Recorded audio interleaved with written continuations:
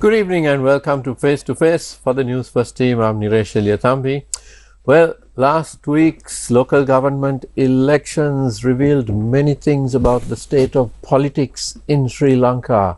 What's changed over the last 7 or 8 months from the time we had our presidential election, which was the first election, and then the second one, the general election, and now the third one, the local government election. Of course, all three elections are different. People vote differently.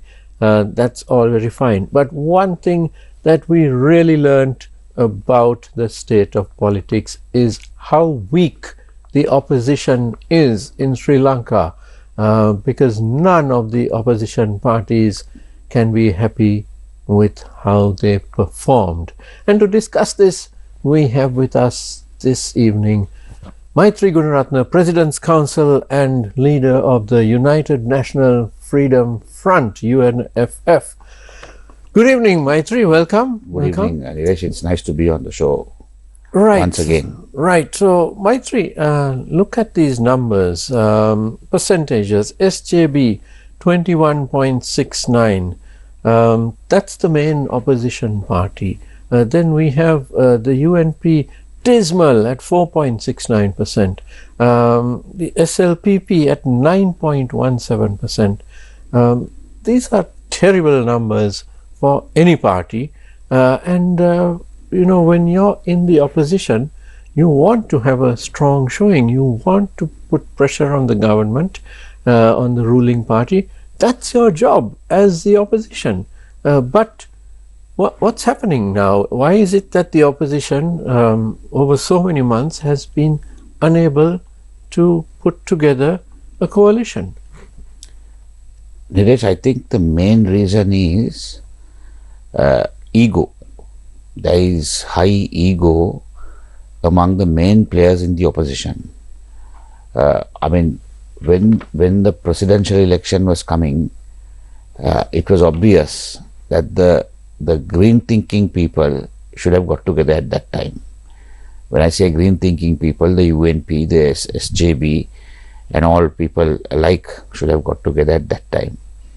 And in fact, I'm not trying to say that I said this, I said that, but we predicted that if they don't get together, that it was going to be a clean sweep for the present president.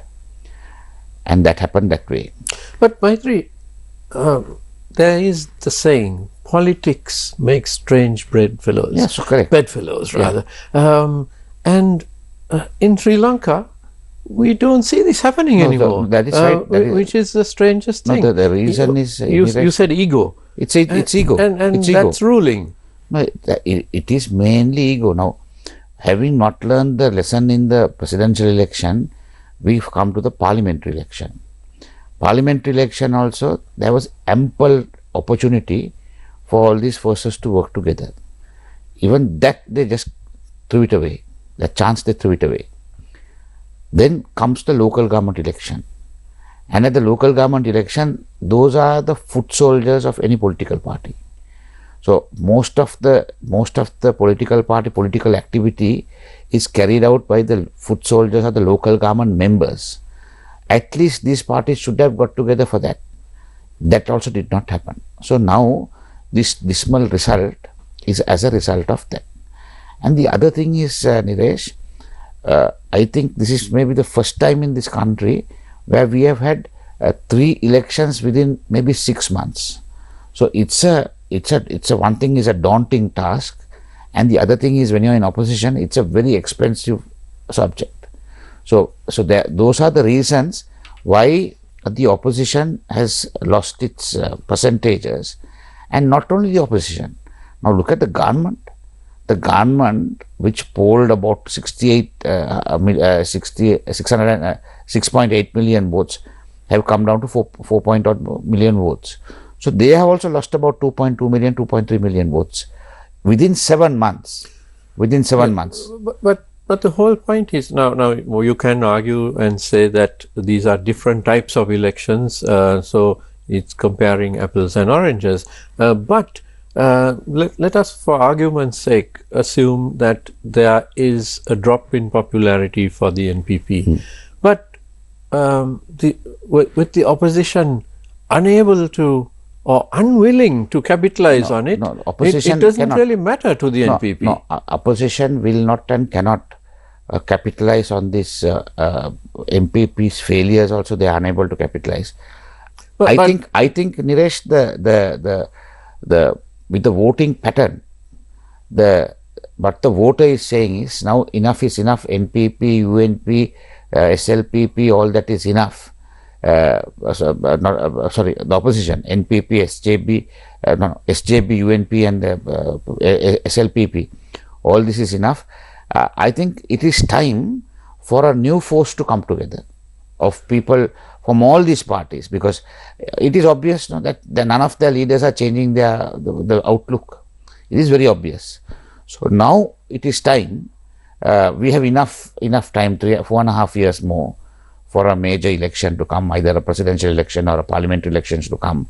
So it's time for everyone in these political parties who are key runners, who are people who are having popular support, to think anew and form a right-wing group, where all of these parties can get together, irrespective of the Ranil Wickremesinghes and the Sajith Premadasas and all of them, the Namal Rajapaksas, all of them working together and form a new force. I think that will have to happen. Now, interestingly, or perhaps agonizingly, these parties continue to stick to their old leaders. Yes. Whether you're talking about the UNP, the SJP, the SLPP, we still see it's the old faces. Yes. And as you said, the egos. So, how can you have discussions and negotiations amongst these parties, between the parties, if they won't even talk to each other? Now, for example, now we were told for several months the UNP and the SJB are having discussions. Yes. But did Sajith Premadasa ever meet with Ranil Wickremesinghe during that time? Face to face, there was no meeting. Was there even a phone call? No. Couldn't they share a cup of coffee somewhere? No, that didn't happen. And until that happens, Dinesh, all the other guys going and meeting and discussing, it's not going to work. The two heads have to meet, they have to thrash it out, and then the rest will follow. But if you work it from the other way around, where the small guys go and meet up and try to build up a rapport, that doesn't work in this part of the world.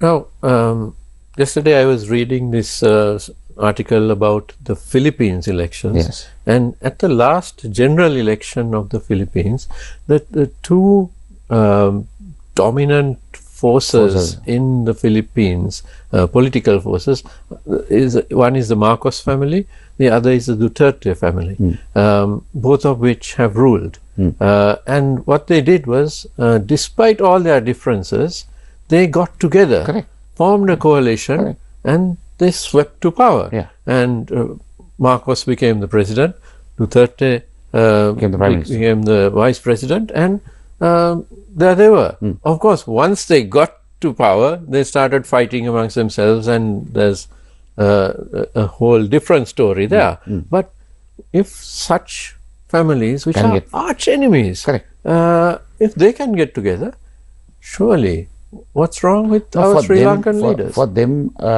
Niresh, are they smarter than ours? They're smarter, definitely. That's what I was just coming to. Because for them, a person in politics, power is the name of the game. If you don't have power, you're dead in politics. So unfortunately, our leaders do not think that way. And the Philippines, they may be opposed to each other vehemently, but in the name of power and to get power, they're willing to make any sacrifice and come together. So that's where we stand, and that's where we have to learn from. And at least now, Niresh, let our opposition parties, the main political parties, realize this, because the faster they realize it, power is within their reach, because you can see the dwindling popularity of the government. All we need all we need is to unite. And even the local government elections, if you take out of the 339 councils, the government will not be able to hold their own councils, more than 100 of their own councils. Others, they will have to get either support from the opposition, or the opposition has in totality they have more votes. But Maithri, now when you have, for argument's sake, 50% of the people left-leaning, 50% right-leaning. Left-leaning, there's one major party. Right-leaning, there are several. Then the vote becomes fractured. Correct. And the voters, the right-wing voters, also realize their particular party can't win. So they are more likely to stay away. That's what happened. That's precisely what happened.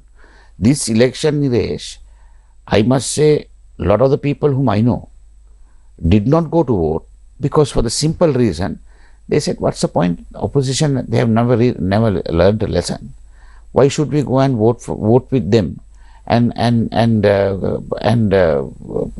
waste our vote if they have not learned to come together and work together?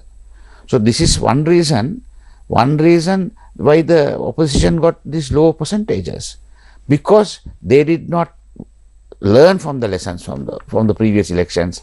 They just went ahead with their high egos, and now it's again a case of working right from the bottom to come to the top.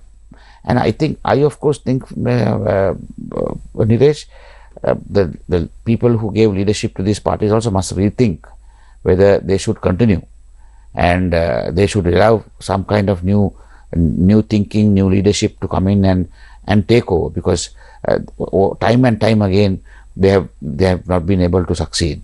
And I would say, if they had compromised a little, it would have been a much different result today. But also, Maithri, now within these parties, there doesn't seem to be much democracy. And I say that because now look at Canada, look at Australia. The parties which lost have replaced their leaders. Definitely. Simple as that. Yeah. The leaders are blamed for the loss. They accept the blame. They don't come up with ridiculous excuses, and they're gone. And you get fresh blood. Yes. New people coming in. And the party in this part of the world, I don't think it happens, Dinesh. That is in advanced Western democracies. But in Asia, I don't see that kind of thing still happening. That will take maybe another 25 to 50 years for that type of culture to come into this country. Well, I hope that in 25 years' time, you and I won't still be talking about these particular leaders running these. No, I don't think. But now, if you take Mr. Ranil Wickremesinghe, he has been there for the last maybe 25 years or 30 years as the leader of the UNP. And I can't see any difference with Mr. Sajid Premadas also. So that also will, that seems to be, it will continue like that. So until they realize it, but ultimately what one must say, Mr. Ranil Wickremesinghe, in the last stages of his life, as president, he proved himself. He was not electable, but certainly when he was given the position, he was able to manage the economy and revive the economy, which the NPP is now trying to run away with his clothes. So which I mean, that credit has to be given to him. And I also feel, if at the rate things are going, even this government, I can't see them steering this economy to a successful situation or successful position. And I feel for the president, if he's seriously considering running this country, economically, progressively, he should now reconsider or rethink his strategy. And maybe it may not be a bad idea for him to bring in a person like Mr. Ranil Wickremesinghe, as the Prime Minister, to take his program forward. You're certainly throwing the cat among the pigeons here. No, but what I'm telling you is we get a lot of messages tonight about what I'm telling is, Niresh, I'm not being partisan here, but the state of affairs of the NPP for the last 7 months is basically, I mean, economically we are going backwards. The country's GDP has come down, and the rate has come down from 5 to 3.1%. So we are going backwards. If it falls below 3%, then that means nothing is happening. But you can argue these are still early days, and they have been preoccupied with elections. No, but the point from is, now, Niresh, there's no excuses. Niresh, there is no excuses. If you cannot, from the first day, if you cannot perform, your boss is not going to wait for you for 6 months to 1 year. So what I'm saying is, they have not been able to perform for the last 7 months. Elections are only an excuse. But if they are unable to perform and take the economy forward, then they are doomed. And the only good thing that this NPP government did, the only good thing was they continued with the Ranil Wickremesinghe IMF program without tampering with it. Well, if they tampered with it, as they said on their stages, then it would have been a completely different ball game today. But having said that, if they are seriously, if Mr. President Andrukumar Desanayake wants to continue for the next 4.5 years, next 4.5 years, his way out is to make a bold decision where he turns everything upside down, because his guys are not going to deliver the goods. It's extremely clear. They are clueless. The NPP administration, members of the cabinet, they are absolutely clueless. Well, that's one school of thought, yes, Maithri. And you see this being played out on social media a lot, where your viewpoint comes out, but then there is the other viewpoint that there have been certain progressive moves made by the NPP. Yeah, but those progressive moves, Niresh, what is the benefit it is bringing as rupees and cents to the economy? Progressive, I mean, there has to be, remember Niresh, now we are in 2025. We are mid-2025. We have to start paying these loans in 2027-28. Okay, so we need to increase our production. We need to look how are we going to do that, and those loans are going to be paid by this government. They came to power in 25, so within 3 years they have to pay those loans. What is the plan they have in their fold to pay these loans? Are they going to come and still be blaming the UNP and the SLFP and the Rajapaksas and the NPP and all that? That is not going to hold any water. Maithri, if there is no joint opposition, a united opposition, what is the incentive for any government to perform? We saw this earlier, where, when the Rajapaksas were in power, the UNP was weakened to such an extent that the Rajapaksa era was disastrous. No, but Niresh, in 2015, all forces came together and ousted the Rajapaksas, right? So I suppose these are superb lessons for the opposition to go back, think and lick their wounds and now get ready. And maybe in the next 2-3 years, they will have to come up with something which is much better. And the people are expecting that.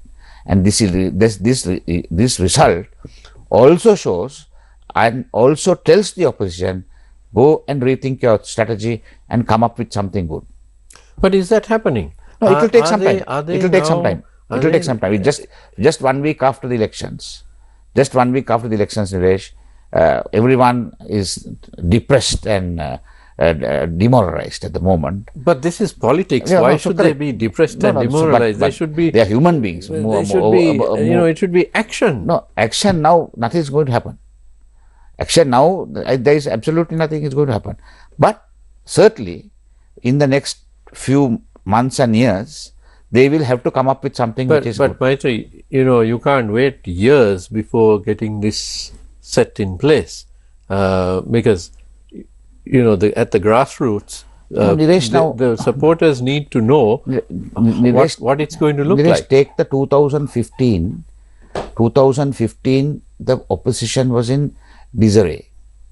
And Mr. Mahinda Rajapaksa was the president at that time.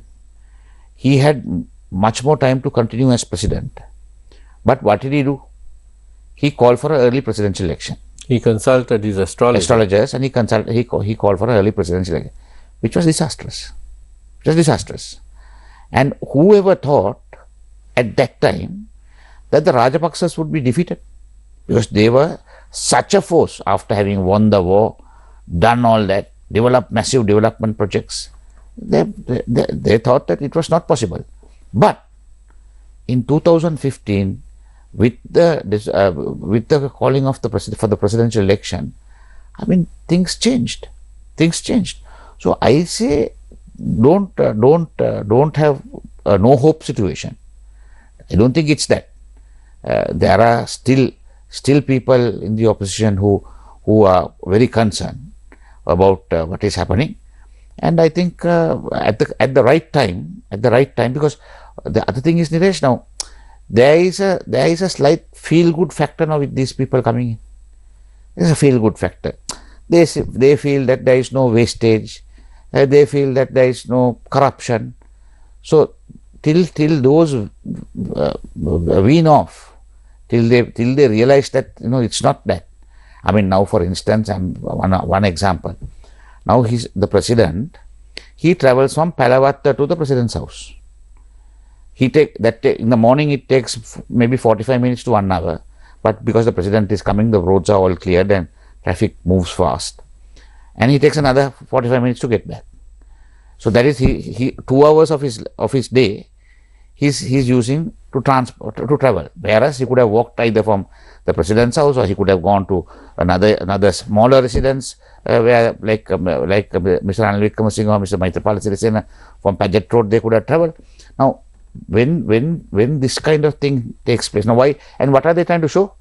They are trying to show that they are saving money. Now the president's house has to be maintained. The Prime Minister's house has to be maintained. Are they just going to shut it down? Are they not going to put the electricity? Are they not going to use the water? Are they not going to maintain the gardens? So why the president staying there? How much more does the cost go up? On the other hand, we do see this in many countries, actually, Maithri, because just yesterday we got the news that I think the former president of Uruguay in South America, who was known as the world's poorest president because he lived so simply, had passed away. So you do get this particular model is there in other countries. But the point is, what does it bring out? I mean, if they can show the economy is doing well, corruption is no more, all that. I mean, if they can show it, fine. But what are they trying to prove? What have they brought to the table? But perhaps that is what the people want. People can want that. People can ultimately, Niresh, what's going to, it'll dawn on the people. A situation like this, I mean, an example. Okay, a company has a marketing man. A marketing man, his marketing strategy brings in the company a lot of business. Then what happens is the company fellows get together and say, no, this guy, he's been in business, no doubt, but he's also making a commission of about 15% of this. So then what happens is they all get together, they throw the fellow out. That's what they had done. Now, they have thrown the guys who are robbing and all, they have thrown them. I'm not justifying whatever the corruption. I'm not justifying. Then now these people have said, okay, no, we have got rid of the corrupt guy. Now we have got the good guy. He's an honest guy. But there is no business. There is no business. An interesting analogy indeed. Right? There is no business. So now the public, the voting public and the general public will have to come to terms, or there have to be a choice. Okay, are we going to have this guy who makes a 10% or 15% and brings in the business to the company and the company runs? Or are we going to have a guy who is very honest, who is supposed to be very honest, but there is no business? We'll get your analogy a little bit more in depth, but first we need to take a short commercial break. We'll be right back. Don't go away.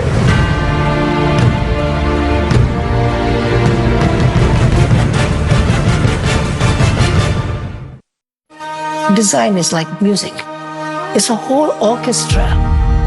The dots, the lines, the dashes, It's a whole symphony. It has to feel good. Come on a fantastic discovery of design as Anthony Burke meets designers from Mumbai to Yogyakarta, showcasing groundbreaking works. This is me, this is my creation, this is my life. Culture by Design. Saturday at 6 p.m. onwards on TV1. All I do is cry behind this wall. The best of this world could give, and I told you. The Voice Sri Lanka live shows Angka Tunen Kampahin Sajid Pushpakumara.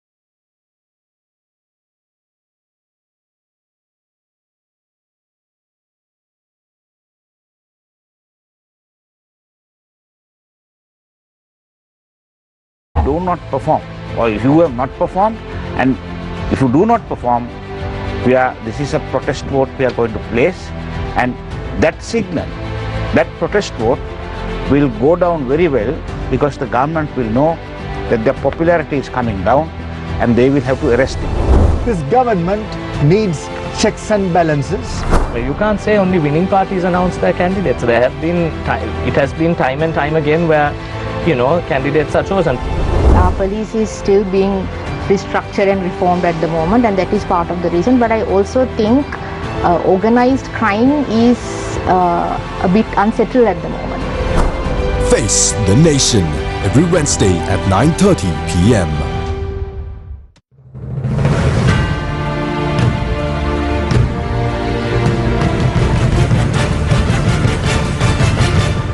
Welcome back to Face to Face. I'm in conversation with President's Council Maithri Gunaratne, leader of the UNFF. Now, Maithri, you brought in an interesting analogy of the marketing manager, one who was corrupt, he was chased out, and then there is the honest guy. And you were questioning, well, if the honest guy isn't quite so competent. But may I put it to you that if there is no one else in the marketing team who is breathing down the neck of the new marketing manager, that the new guy can be complacent, because he knows that whatever happens, he's set, because there is no one else who is a viable alternative, which is what has happened in Sri Lanka today. There is no viable alternative among the opposition parties, not remotely so. No, the issue is, Dinesh, opposition is from the people. The opposition from the people. Now, for instance, in 2019, when people voted for Mr. Gotabaya Rajapaksa, there was a lot of hope, right? But within 2 years, unprecedented, people got down to the streets and wanted them to go. Even then, there was no opposition. But the opposition came from a people's movement. So what I'm saying is, if these captains go this way, there is every possibility for a people's movement to start again, because now electricity prices are going to go up by 35%. Well, it hasn't happened yet, but it is story by June. These are all IMF conditions, and they are very, very brutal with regard to implementing those, then the gas prices are going to go up.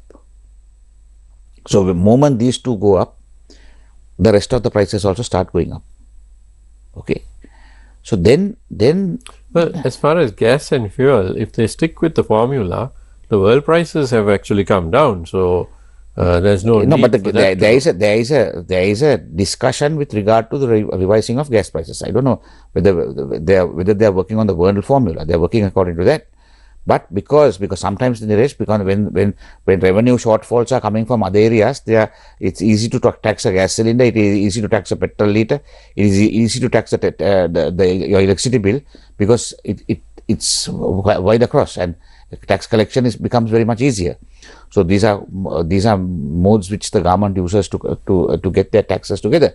Now what I'm saying is, now if the prices start going up like this, and there is no control over that, then I don't know what is going to befall this government. It can well be another people's movement, because opposition is dead. In 2019 there was hardly any opposition, right? And in 2022 when Gotabaya became president, then again the opposition was also silent and decimated like this. So then what happened was the people took over. There was a people's movement. So well, this country has been resilient in things like that. Well, there is a very, very large possibility of that happening, because still Niresh, I think you also like that. You are saying, no, still give them a chance. Give the 6 months, they were doing this, they were doing that. Give them a little more time. Okay, we'll give them 1 year. Would people We'll give them 1 year.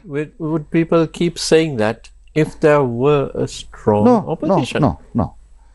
Strong opposition, if there was a strong opposition, then you would have said, these guys have just come in, you all are causing more problems here. Why are you doing this? You should be silent. You should let them to go on at least for 2.5 to 3 years and let's see what happens. Don't do this. It's not the job of the opposition to be silent. No, it's not the job of the opposition. But unfortunately, our oppositions, when they fall from government, so much of abuse of power, so much of corruption, people just throw them out. Lock, stock and barrel. They're thrown out. They're gone. But when the other guys are, then they come to realize and say, my God, these guys are the guys whom we replaced. The replacement is worse than the guys who were there. So then what happens is, that's how this power shifts like this. There is an imbalance of this shift is because of that. So what I'm saying is, Niresh, well, the opposition will come up. These guys must perform. But now, Maithri, when you look at our past, we have had situations where the ruling party got wiped out. Yes. I mean, this happened in 1970. Dudley Senanayaka's UNP was wiped out. 77 again. 77, the SLFP was wiped out. But they were still strong. When you looked at the numbers of votes, because those were first past the post system. Yes. So the actual numbers of votes were still quite high. So they knew that next election they have a good chance. And that's what happened. Now here, Maithri, you don't see the numbers. I mean, the UNP 4.69%. Yeah, but when you take the percentage who has not voted, and when you take the percentage the government has got, basically, Niresh, only about 52% voted. 52% voted. 48% have not voted. I think it was around 61%, which, yeah. Are you sure? Yes. So, but it was still lower than... it was a very low poll. Yes. It was a very low poll. And out of that 61% only, these people have got 22. The SJB has got 22. The opposition has got about, that is the SJB, UNP, NPP. Combinedly has got about 32% of that. Combinedly. So when you take the numbers there, well, the opposition is promising. There is promise in the opposition. All it needs to do is now get together, shed the egos, get together. But that's the so that'll happen. $1 million question. That has to happen. That has to happen. Give some time. But then, Maithri, we've been hearing this. You've said this on this show, very often. It has to happen. No, but it didn't happen. I have called upon, I have prevailed upon them to get together, and fell on deaf ears. But now they have learnt I feel they have learnt a lesson of their life, and if they still don't, have they? I feel. Okay, because their party members may have, but no, definitely the actual leaders? No, leaders may not, but the party members will say, okay, now enough is enough. Out you go. We need to go a different way. Because I'm just mentioning to you now. After this election, we started Dinana Dakuna, that is the right wing group, collection of the right wing group. We started it on the 8th, Dinana Dakuna, and I got several calls from PA, SLPP, PA type of politicians, and they asked me, what is this about? And then we said that all these forces must get together, and now I think it's time that we shed these main political parties, and at least all of us get together and let us talk. We have enough time. There is no election. Okay. So we will sit down and around a table and see whether the SLPP guy, the SLFP guy, the UNP guy, the JVP guy, the SJB guy, then our party, all parties, if we can get together, sit down and talk and see whether we can work together. So before this, there was no possibility because there were elections coming every 1.5 months. There was an election coming, but now there is. I don't think the provincial council elections are going to come for another 1.5 years or 1 year. So there is, most probably it will be the next presidential election or the next parliamentary election. So there is enough time for us to talk around and get to know these people and see whether something like that can be worked out. So we'll give time the opportunity, Niresh. But is there really that much time? Because now the whole process of coalition building means that you have to, all the parties, they have to get together and they have to decide on in each electorate. Yeah, those are things. Who's going to? Yeah, those are things within 2 months, 3 months you can sort it out. That's not a big problem. Now, in fact, I met Mr. Nimal Siripal Discipla today in courts. He had come for one of his cases, and he was telling me, Maithri, I am willing. We are not asking for anything. We are willing to come in and work under anyone, right? But let us all get together. I said, sir, why don't you come? You're a very senior politician. Why don't you come and make this plea? You should do this, because senior people like you all need to talk. And at the rate we are going backwards. And he was never an Ranil Wickremesinghe fan. I know Mr. Nimal Siripal for a long time, and they ultimately they worked together. And he said that, well, in those 2 years we were able to revive the economy. Although these people are trying to say it is them, we revived the economy. And at that time, although we didn't see eye to eye with Mr. Ranil Wickremesinghe, we worked with him. We supported him, and we went ahead. So that it is that type of leadership that we need, people who to think like that. And I feel that even Mr. Sajith Premadasa, he may have got more votes than the UNP, but as a doer, I mean, when Mr. Gotabaya Rajapaksa fled, or when he gave up, I mean, he took it over. He had the courage to take it over. They say it was offered to Sajith, they say it was offered to the present president, but they never took it over. Because why I'm saying they would have not taken it over, they didn't want to take it over, because they had no plan. And now, having got elected by a popular vote, still we don't see a plan. So the reason they didn't take it, although they came with various other reasons then, that no, it is against democratic principles, blah blah blah, all that is of no use. When the opportunity came, when the time came, when the going got tough, the tough guy came and took it, and he proved himself. So that's the way a country should move forward. Now, Maithri, where do you see the future for each of these leaders? I mean, let's take Ranil Wickremesinghe. Yeah. Now he has been in politics for many decades, and he's advanced in age and so on. And with the next election about 4.5 years ago, will he continue to try to run for office? He will, I think. He will. Because I feel, Niresh, he sees a situation where these guys are going to see trouble in another 3-4 months' time. And as I suggested before, he sees that the call will come. He feels the call will come.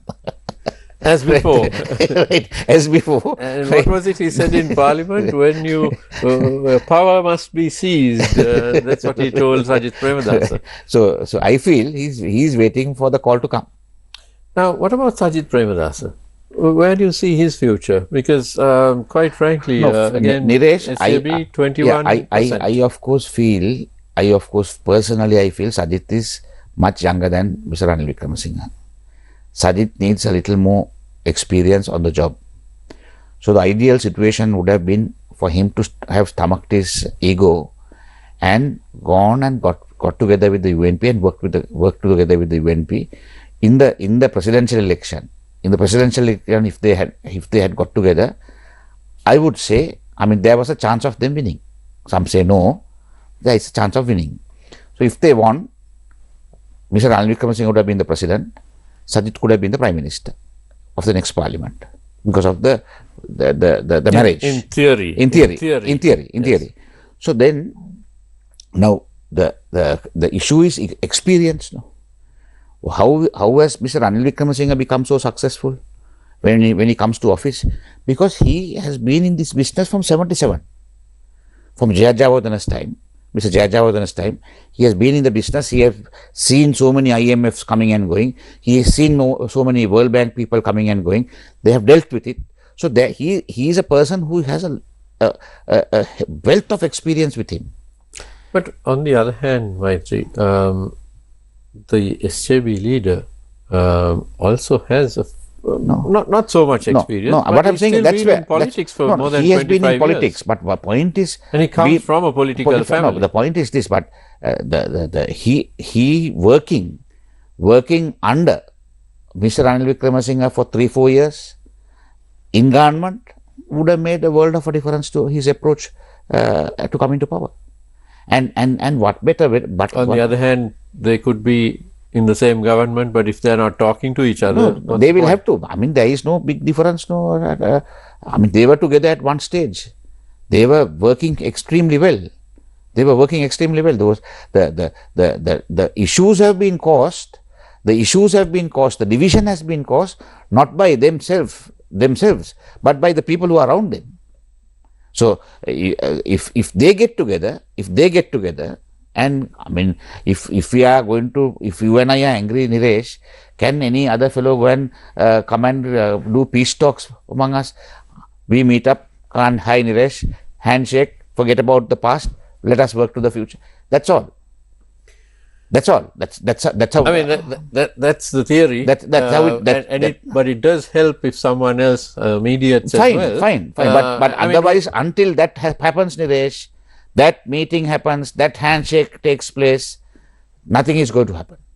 I mean, we saw a few days ago India and Pakistan, yes, which of course is quite an alarming development. But then after a few days of hostilities, no, because they realized the sense prevailed, and with the prodding of the US and a few other countries, they did come to a ceasefire. No, they realized, Niresh, that fighting is futile.